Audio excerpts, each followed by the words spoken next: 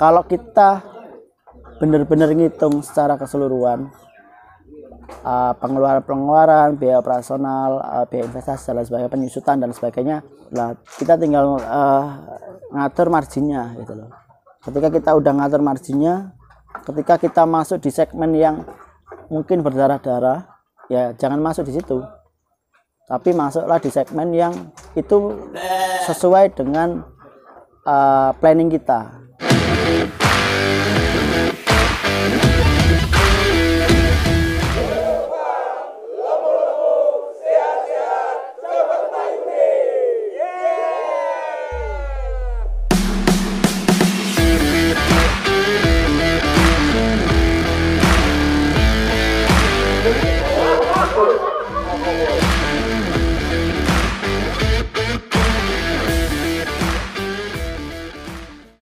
Assalamualaikum warahmatullahi wabarakatuh. Jumpa lagi dengan saya Wahyu dari Edu Ternak.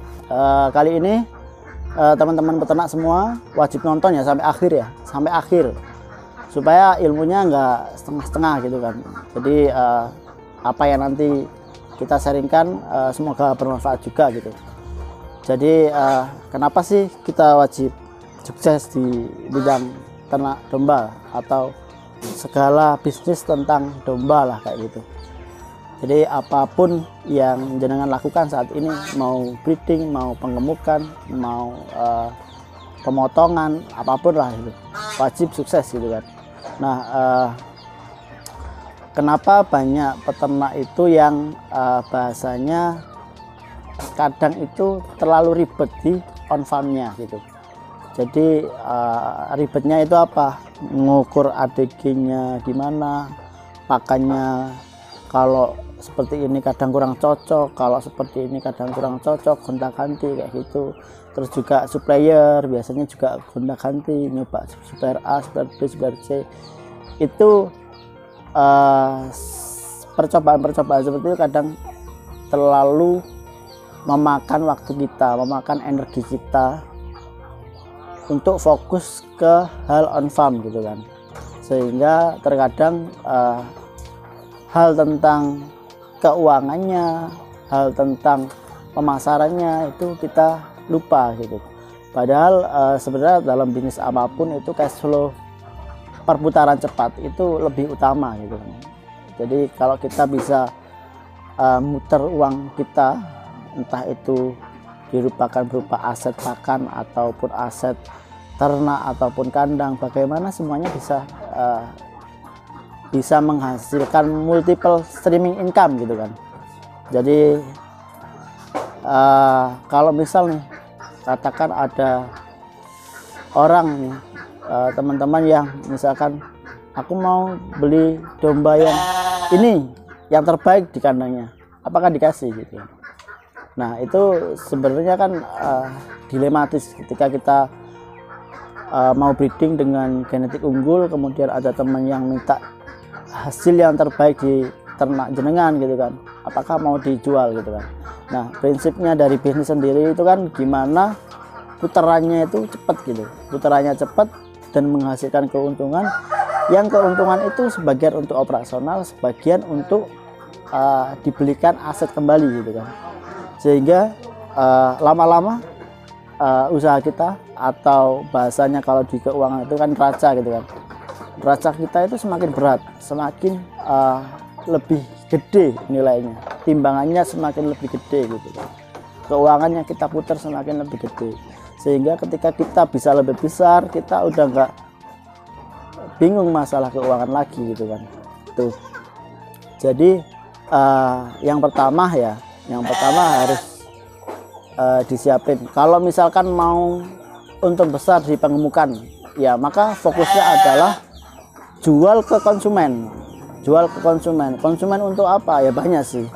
Jadi kalau misalkan di Jawa Timur sendiri ya, di daerah tertentu, di kabupaten tertentu di Jawa Timur, itu setiap kali misalkan lah ada orang meninggal gitu, motong kambing gitu kan. Nah itu sebagai konsumen kita. Ada juga yang mungkin selamatan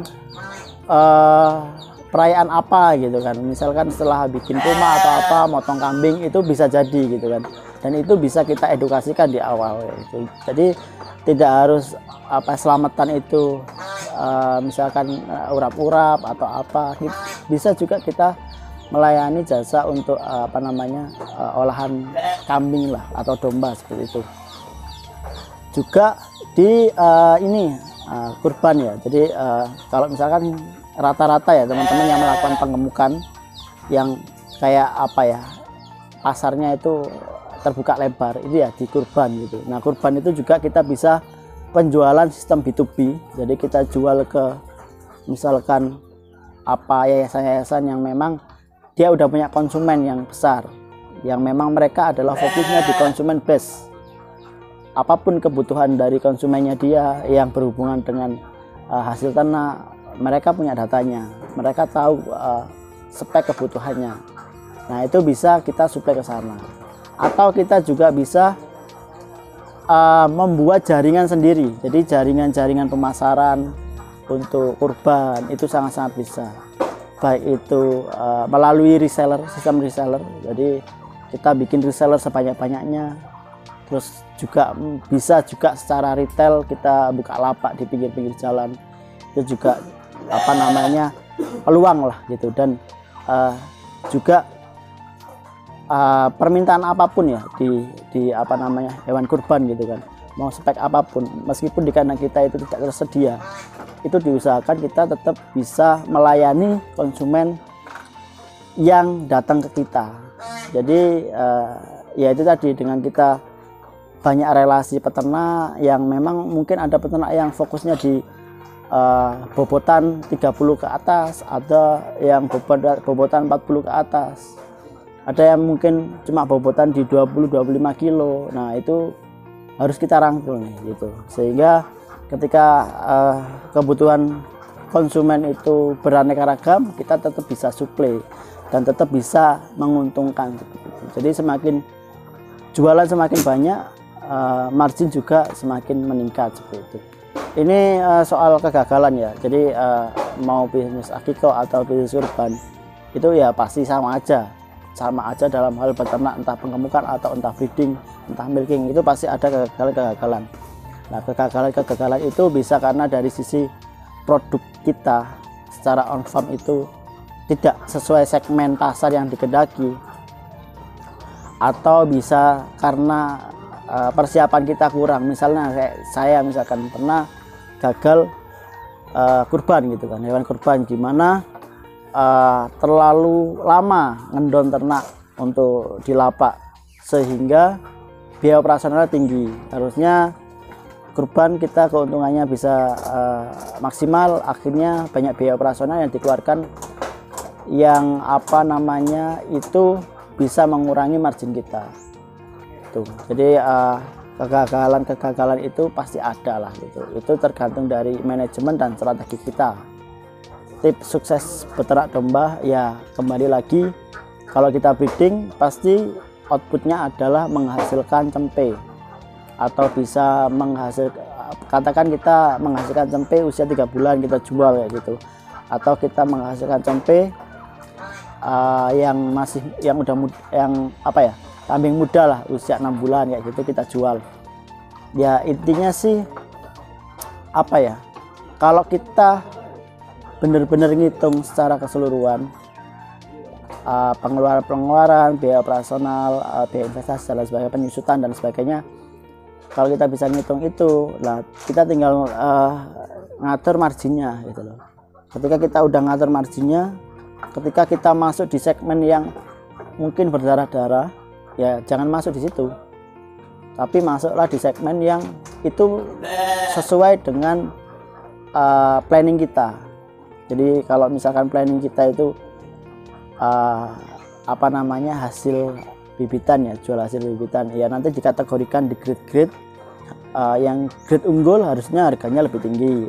Untuk yang grade-grade sedang, misalkan anggap aja grade B, grade C, grade D gitu. Yang grade D mungkin bisa dijual ke teman-teman yang pengemukan atau langsung ke jagal seperti itu. Dan kalau misalkan grade B ya jangan dijual ke pasar atau dijual untuk potongan, karena pasti secara selisih harga itu eman, karena domba sayur dengan domba kelas breeding itu harusnya dibedakan,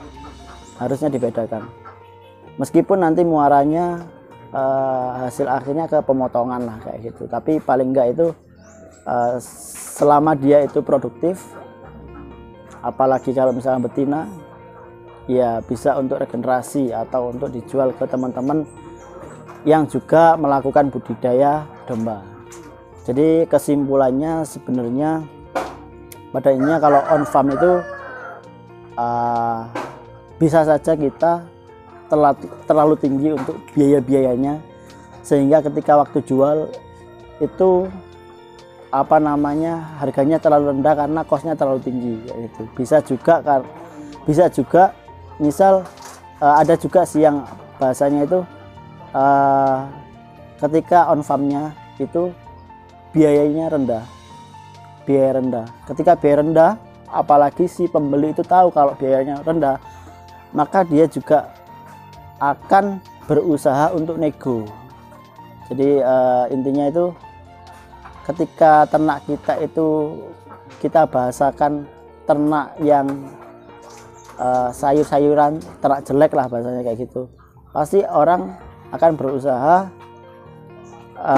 nego atau membeli dengan harga jelek gitu. Tapi ketika kita bilang ternak kita itu unggul, maka orang juga akan berpikir bahwa memang ternak kita itu unggul, dan itu ya harus terbukti dari hasil on farm kita sendiri. Itu aja sih mungkin dari saya sharing-sharingnya, semoga bermanfaat.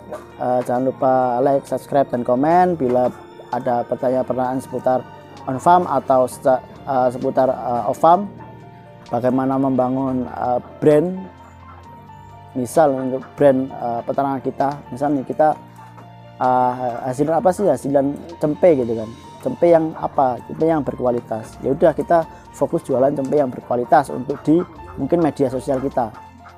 Sedangkan untuk cempe-cempe yang mungkin kurang berkualitas, ya itu nggak usah dijual di media sosial, tapi kita fokus di segmen yang berbeda. Itu aja sih dari saya. Semoga bermanfaat. Assalamualaikum warahmatullahi wabarakatuh.